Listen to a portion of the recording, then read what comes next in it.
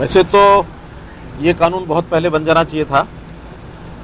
Supreme court ने भी अपने निर्णयों में इस प्रकार की बात हमेशा कही है कि किसी भी, चाहे पब्लिक प्रॉपर्टी हो चाहे प्राइवेट प्रॉपर्टी हो, प्राइवेट प्रॉपर्टी का अपना एक मलकियत होती है एक व्यक्तिगत रूप से आदमी की, लेकिन उसकी सुरक्षा की जिम्मेवारी स्टेट की होती है।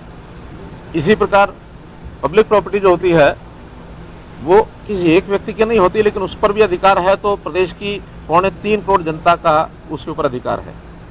कोई भी प्रॉपर्टी का लॉस होता है तो किसी ना किसी का लॉस होता है। लॉस करने वाले को कोई फायदा नहीं होता है, वो अपनी किसी ना किसी एक गलत काम के द्वारा किसी प्रॉपर्टी को लॉस पहुंचाता है।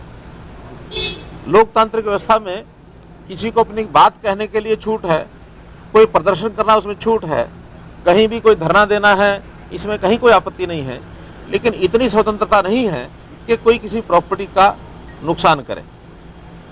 हालांकि इस प्रकार अनलॉफुल एक्टिविटीज़ करने वालों के खिलाफ आईपीसी की बहुत सी धाराएं हैं जिसमें ऐसे व्यक्ति के खिलाफ कार्रवाई होती है, सज़ा होती है, उसके ऊपर जुर्माना भी हो सकता है।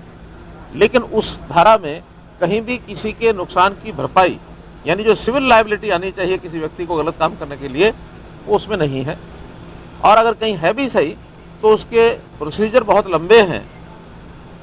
तत्काल किसी का नुकसान हुआ है उसकी भरपाई करने की जिम्मेदारी किसी के ऊपर डाली जाए, इस प्रकार का ये एक्ट था।